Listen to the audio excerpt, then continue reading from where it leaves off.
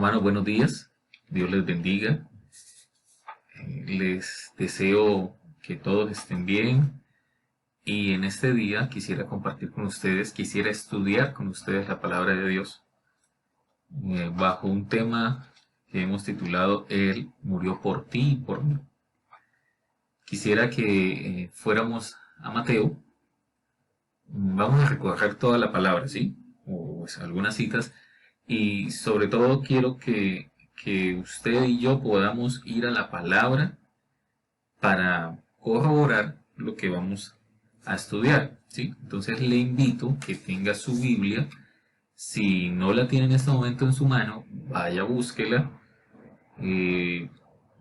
para que podamos ir estudiando. Entonces, empezamos por Mateo 1:21. Antes quiero explicarle algo. Todos conocemos que éramos pecadores, digámoslo así, de nacimiento, pues por el pecado de nuestros primeros padres. Ustedes y yo sabemos que al momento que Adán y Eva pecaron, pues todos fuimos destituidos de la gloria de Dios. Pero ese grande amor de Dios hacia nosotros hizo que Él elaborara un plan de salvación para que nosotros pudiéramos volver a tener esa comunión con Él. Vamos a mirar cómo empezó ese plan. En Mateo, cuando usted comienza a leer Mateo, los primeros capítulos, se da cuenta que Dios le dice a María y a José, pues el plan, ¿sí? Que Él va a ser engendrado un niño, pero por obra del Espíritu Santo.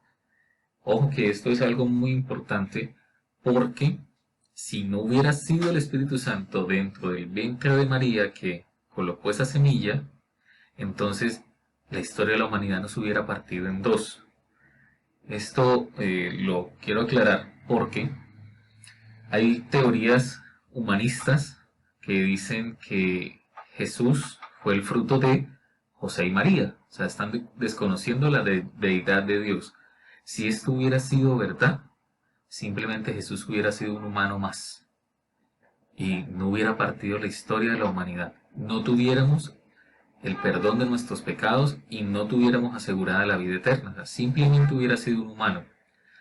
Pero al Dios decirle a José y a María que iba a ser engendrado un niño por medio del Espíritu Santo y que ese niño iba a salvar a todo su pueblo, pues ya ahí el Dios de la Biblia baja a nivel de nosotros, a nivel de la tierra, a nivel de los humanos, y comienza a hacer todo ese plan, a desarrollar todo ese plan que pues sabemos termina con la muerte de Jesús y con nuestra rendición de pecados, ¿sí? Nuestra expiación. Vamos a ver toda a la luz de la palabra.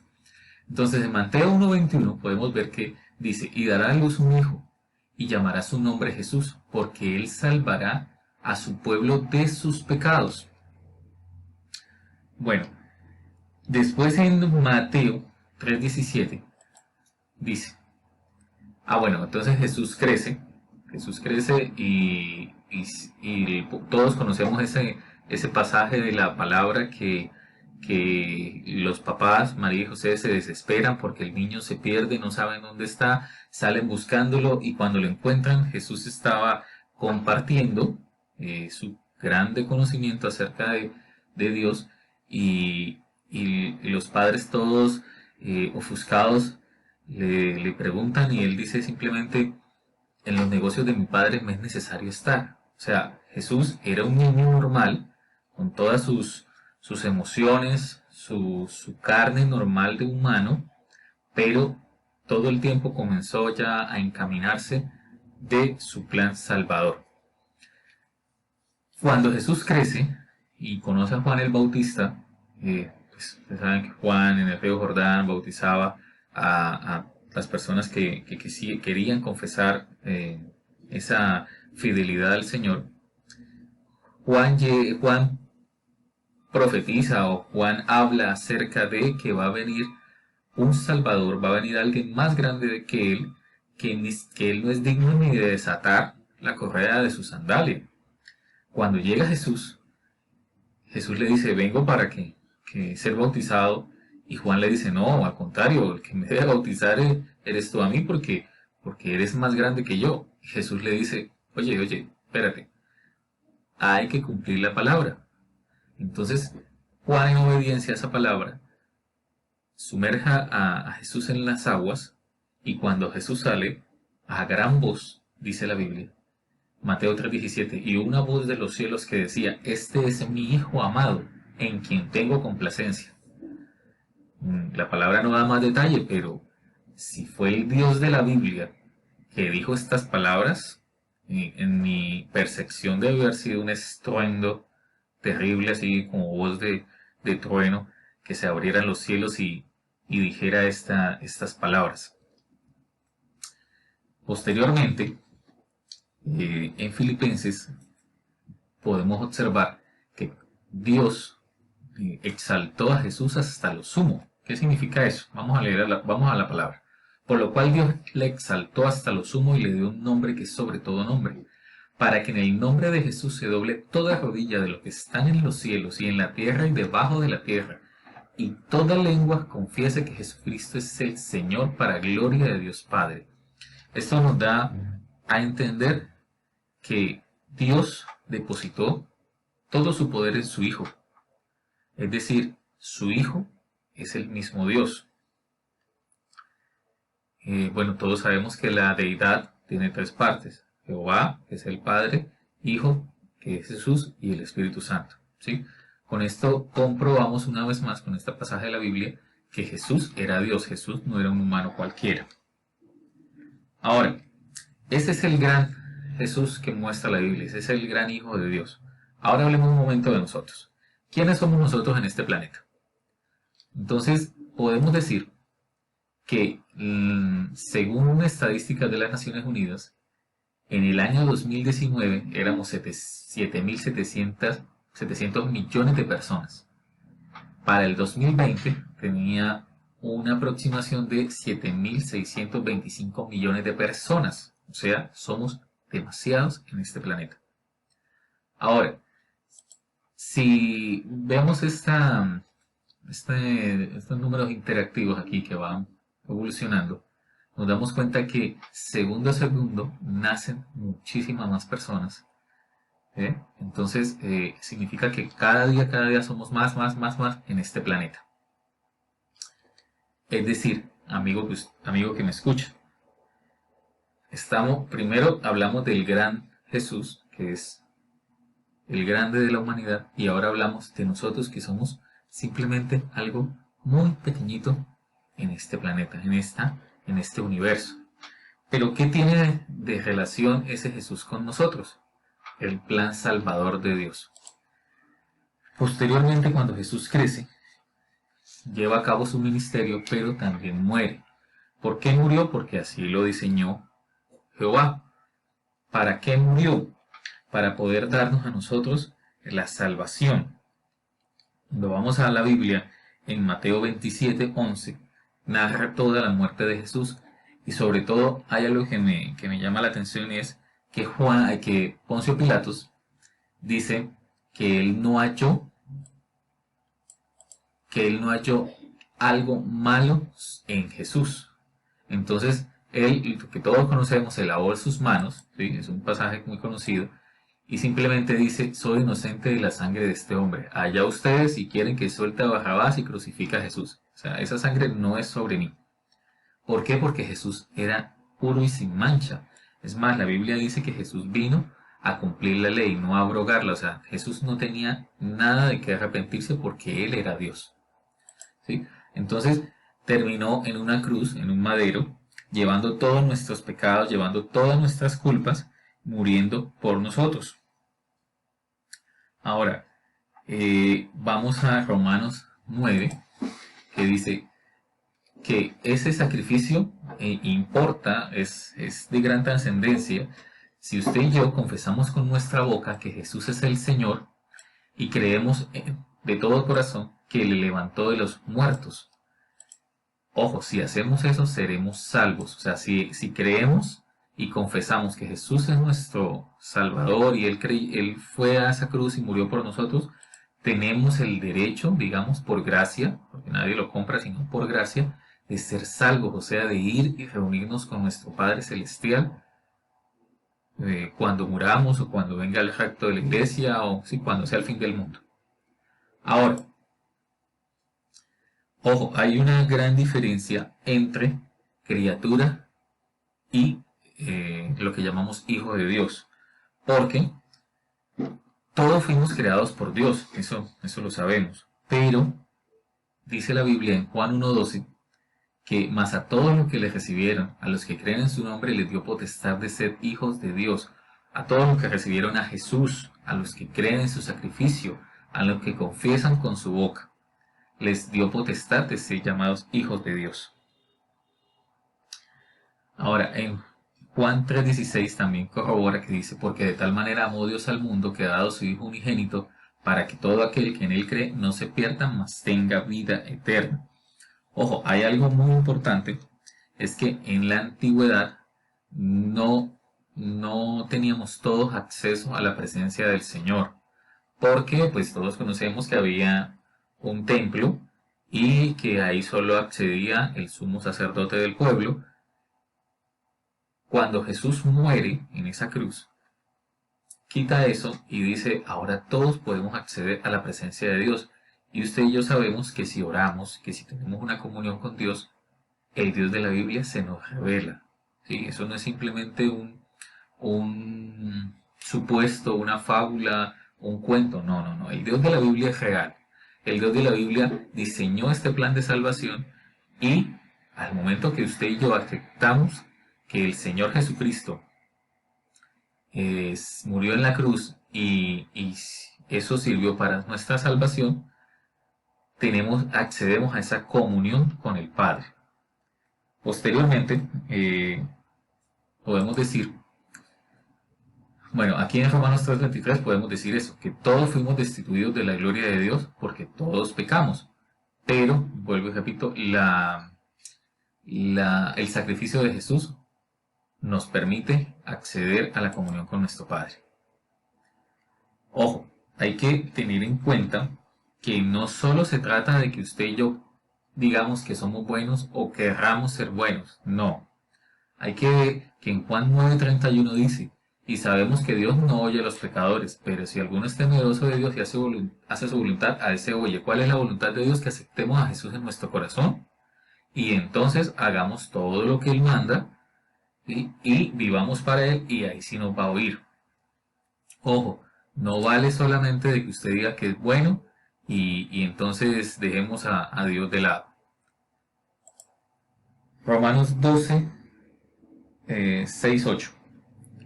Dice, de manera que, teniendo diferentes dones, según la gracia que nos es dada, si el de profecía, úsese conforme a la medida de la fe, o de servicio, o el que exhorta. ¿Eso qué quiere decir? Que al usted aceptar a Jesús en su corazón, no solamente entra a ser uno más de los hijos de Dios, no. Según la Biblia, Dios tiene también un plan para que usted se desarrolle, para que usted pueda servir, para que usted haga algo ahora dentro de su reino. Entonces, según la palabra de Dios, usted ahora cuando acepta al Señor, Dios deposita en usted un talento, un don, un llamado. Ese llamado está condicionado a tener una vida en integridad para con el Señor. Pero pues, estando aquí en la tierra seguimos siendo humanos. O sea que no vamos a dejar de embarrarla, de cometer pecado. ¿Cuál es la diferencia entre el hombre de ahora y el hombre de antes? Es que ahorita tenemos el temor de Dios en nuestro corazón y si hacemos algo indebido, de una vez el Espíritu Santo nos redarguye y nos dice, hey, pilas, que eso no está bien. Entonces, automáticamente nosotros entendemos y sí, Señor, perdónanos y sobre todo no lo volvemos a hacer. Pero la pregunta sería, debido a que seguimos estando en esta tierra, seguimos cometiendo de una u otra manera cosas que Dios no le agradan, entonces ya no estoy en el plan de salvación, ya no tengo un don, ya no tengo un ministerio. No, a la luz de la palabra dice los dones y el llamamiento. ¿Esto qué quiere decir? Que sí, ok, cometemos errores, pero si nos arrepentimos realmente ante Dios, eh, los dones y el llamamiento, los dones, el ministerio, todo lo que Dios ha depositado en usted, ahí va a estar, ¿sí? Pues esto tendría más para hablar, porque todos sabemos que si cometemos pecado tenemos que asumir consecuencias de ello. Es más, la Biblia es un libro que nos muestra que no todo es perfecto. La Biblia muestra muchos ejemplos de hombres de Dios que tuvieron pecado, que la embarraron, que hicieron lo malo delante de Dios. También muestra que ellos se arrepintieron y por tal motivo alcanzaron misericordia de Dios. Y esto pues ocasiona que sigan con sus vidas, sigan con sus ministerios, pero tienen que asumir las consecuencias de esos pecados. Vamos ahora a Juan 1, primera de Juan 1:9. Entonces, lo que estábamos hablando, si confesamos nuestros pecados, Él es fiel y justo para perdonar nuestros pecados y limpiarnos de toda maldad. Ojo, si confesamos, eso quiere decir que si en nuestra humanidad aceptamos que sí decepcionamos a Dios, que sí hicimos algo desagradable delante de Dios y simplemente nos escondemos y decimos que no hicimos nada o simplemente tratamos de justificar nuestro pecado, diciendo que todos somos pecadores, que todos somos humanos, pues simplemente no alcanzamos el perdón de Dios. Ahora, ¿qué pide Dios de nosotros? Ya vimos todo el sacrificio de Jesús, ya vimos todo lo que tuvo que padecer, todos conocemos que está científicamente comprobado que la muerte de Jesús fue algo demasiado doloroso. También sabemos que el comportamiento de Jesús en la cruz no fue el de un ser humano normal, fue de un Dios, porque mismo Jesús en la cruz le dice al Padre, perdónalos porque no saben lo que hacen. O sea, eso no es un ser humano normal. Sabemos que un ser humano normal, común y corriente como usted y yo, pues buscaría, por su instinto de supervivencia, bajarse de esa cruz, buscar un médico, pero no, Jesús no. Jesús aceptó la voluntad de su Padre, el Padre Celestial, porque él sabía que esta era la única forma de hacer expiación de pecado. La Biblia muestra en el Antiguo Testamento que el pueblo era llamado a expiar pecados llevando sus animalitos. ¿Por qué? Porque la Biblia dice que la única forma de expiar pecados es que haya de por medio sangre. Entonces, significa que Jesús, ahí corroboramos que Jesús debió morir en la cruz y derramar su sangre para cumplir el plan de salvación y expiar nuestros pecados. Ahora, ¿qué demanda Dios de nosotros debido a ese gran sacrificio? Que lo amemos sobre todas las cosas. ¿Qué significa esto? El que tiene mis mandamientos, dice Juan 14:21, y los guarda, ese es el que me ama, y el que me ama será amado por mi Padre, y yo le amaré y me manifestaré a él. ¿Sí? No se trata de, sí, yo creo en Jesús, yo creo que Él murió, creo en que Dios quiso salvarnos por medio de Jesús. No, se trata de que si usted es consciente de eso, entonces ahora ¿qué tenemos que hacer? Es amarle, guardarnos para Él. ¿Y cómo hacemos eso? Pues yo simplemente digo amo a Dios y ya. No. Jesús en múltiples ocasiones nos enseñó que el lenguaje de dependencia se llama oración. Es decir, nosotros debemos estar en una comunión con el Dios continuamente, con Jesús, con el Espíritu Santo, con Jehová. ¿Cómo hacemos eso? Orando, hablando con Él. Ahora, la pregunta es, ¿qué es orar? Orar es hablar con Dios. Imaginar que Dios está enfrente suyo. La Biblia también dice que el que cree en Dios, ¿sí? No, el que se acerca a Dios crea que le hay. Es decir, si usted cree en Dios, pues imagínese, lo cierra sus ojos, como es en las iglesias para tener una mayor concentración, pero cierre sus ojos o téngalos abiertos o como quiera, pero imagínese que Dios está ahí enfrente suyo, que Jesús está al frente suyo y hable con Él. ¿Qué es hablar con Él? Pues simplemente contarle lo que le está sucediendo, contarle lo que está pasando, pedirle su ayuda, pedirle que por favor sea Él tomando el control de su vida, porque usted ya se dio cuenta que por sus fuerzas no puede. Eso es el lenguaje de la oración. Reconocer que somos humanos, reconocer que no podemos hacer todo, o que podemos hacer todo lo que está en nuestro alcance, pero ya hay cosas imposibles que se le salen de nuestras manos y ahí es donde tenemos que decir, Dios obra porque ya no puedo hacer yo más nada. Ese es el lenguaje de la oración. También lo otro que dice en Juan 5:39 es escudriñad las escrituras. Esto lo dijo Jesús. Yo no puedo orar, orar y orar y ya. No, yo también tengo que leer la palabra porque primero que todo no sé cómo orar. ¿Sí? No se trata, una oración no se trata de Señor dame, Señor dame, Señor dame, Señor solucioname los problemas, Señor ayúdame. No, no. La oración también tiene una estructura. Jesús nos dio un ejemplo con el Padre Nuestro y al ver usted, al estudiar usted esa oración inicial, esa oración ejemplo que dio Jesús, se da cuenta que la oración tiene una estructura y, por ejemplo, que empieza con darle honra y gloria a Dios. Después de que usted alaba a Dios, ahí sí le presenta sus, eh, bueno, primero alabar a Dios, después pedirle perdón por nuestros pecados y tercero, ahí sí, presentarle lo que a usted le está aconteciendo, sus luchas, sus debilidades, eh, decirle a Dios que lo ayude en tal y tal situación que esté pasando. Después de eso, eh, usted debe tener una vida conforme a Dios.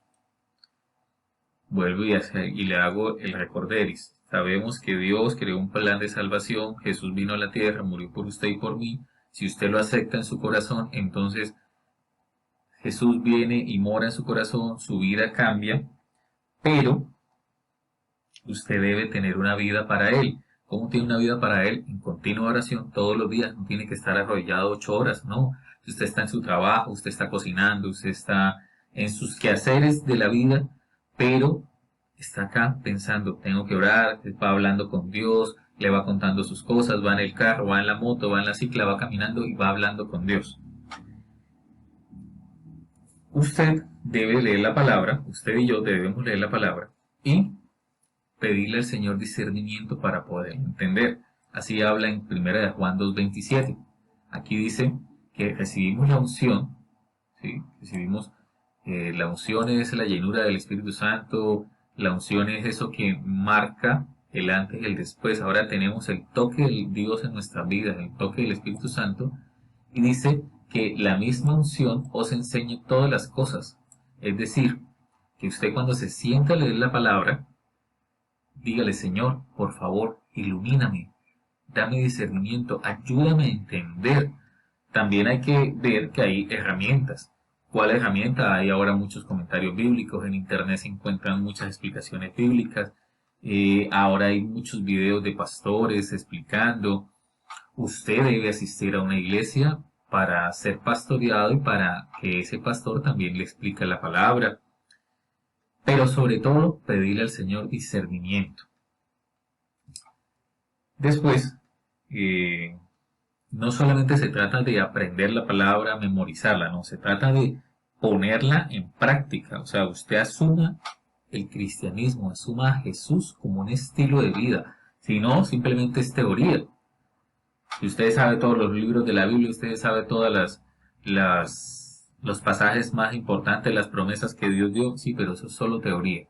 La cuestión es que usted debe apropiarse de esa teoría que ha recibido y ponerla en práctica, decirle, Señor, yo quiero vivir una vida como tú mandas. Entonces, usted debe tomar el Evangelio como su estilo de vida y no como una religión.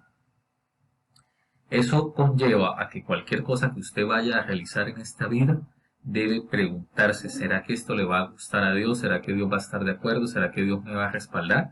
Entonces, todo va unido. Orar a Dios. Si es una decisión, Señor, ayúdame, guíame, ¿qué debo tomar? ¿Cómo lo debo hacer? ¿Qué decisión debo elegir? Y siempre pensando lo que estoy haciendo, lo que quiero hacer, ¿será que va a agradar a Dios? Bueno, esta reflexión nos lleva a pensar dos cosas. La primera es que el gran amor de Dios se manifestó por medio de Jesús y por tal motivo hoy tenemos acceso a la vida eterna por medio de Jesús, al creer en Él. Entonces, eh, si amigo que me escucha es una persona que está en una iglesia, está sirviendo y es un cristiano regular, digamos, pues simplemente lo invito a seguir adelante, a amar a Dios cada día, a escudriñar su palabra, a orar y a pedirle la unción del Espíritu Santo para que cuando usted esté ejerciendo, sea cual sea el don o el llamamiento o el ministerio que Dios le dio, lo haga con excelencia y lo haga con el respaldo del Señor. Si usted, amigo que me escucha, aún no ha aceptado a Jesús en su corazón, le invito a que lea 2 Corintios 5:17, que habla que si usted acepta a Jesús, Él ahora lo convierte en una nueva criatura. ¿Sí? Aquí lo dice tácitamente. De modo que si alguno está en Cristo, nueva criatura es. Las cosas viejas pasaron y aquí todas son hechas nuevas. Es decir, Jesús le promete cambiar su vida de tragedia, su vida de pecado, su vida de drogadicción, su vida de adulterio, su vida de borracheras, cualquier problema que haya tenido en su vida, si usted, cualquier adicción, cualquier debilidad, cualquier vicio, y si ha tenido una vida arruinada, ha tenido una vida de dolor, Dios le promete que si usted lo acepta, que si Jesús entra a su corazón, usted lo acepta y confiesa con sus labios, Él le promete cambiar todo eso y ahora guiar su vida. ¿Cómo hacemos eso? Es simplemente aceptar al Señor en su corazón y confesarlo con nuestra boca. Entonces, en este momento le invito a que haga conmigo una pequeña oración, si nunca la ha hecho, para invitar a eso, a Jesús a que entre en nuestra vida. Vamos a cerrar nuestros ojos y decimos: Señor Jesucristo, te adoramos, te exaltamos, reconocemos que tú eres el Hijo de Dios y por medio de esta reflexión hemos entendido el gran sacrificio que hiciste por nosotros. Entendemos que moriste en una cruz y resucitaste, y todo esto lo hiciste por amor a nuestra vida y porque quisiste que volviera esa comunión entre el ser humano y el Dios de la Biblia, tu Padre, el Padre Celestial. Te pedimos en esta hora, Señor, que nos permitas acercarnos a ti. Te pedimos perdón por nuestros pecados, reconocemos que hemos fallado delante de tu palabra, delante de Dios. Pedimos perdón y te pedimos, Señor, que vengas a nuestro corazón, que limpies todo lo malo que hay en nuestra vida y por favor, haznos esa nueva criatura que promete tu palabra. Te pedimos, Jesús, que tomes el control de cada área de nuestra vida y te pedimos que de ahora en adelante seamos diferentes, que nos permitas vivir ese evangelio que tú predicaste. En el nombre de Jesús yo confieso que Jesucristo es mi Señor y mi Salvador y declaro que de ahora en adelante asumo a Jesús y a todo lo que encuentro en la palabra de Dios como mi estilo de vida y que día a día me guardaré y trataré de serle fiel hasta que los días en esta tierra ya se acaben. En el nombre de Jesús me acerco a ti, Jehová, a pedirte perdón y te acepto. Amén. Lo felicito por haber tomado esta decisión. Le felicito, le animo a que sigamos buscando de Dios, a que hablemos continuamente con Dios, a que entendamos que no es un muñeco colgado en una pared o es simplemente una estatua o un pedazo de madera o que la cruz es simplemente un pedazo de madera, no. Le invito a que entendamos que el Dios de la Biblia es real y que día a día busquemos honrarle, amarle y busquemos su unción, su respaldo, su amor, estar en esa comunión completa con Él. Amigo que me escucha, también es importante, lo manda la palabra, que nos congreguemos. Entonces le invito a buscar un sitio, una iglesia en la cual le prediquen sana doctrina y en la cual usted pueda ejercer todo eso que Dios le ha dado en sus manos. Estamos para servirle cualquier cosa que necesite. nos puede contactar en la iglesia La Red, ubicada en el barrio El Cerro, en Barranca Bermeja. Estamos a su disposición para lo que necesite para ayudarle a crecer en el Evangelio.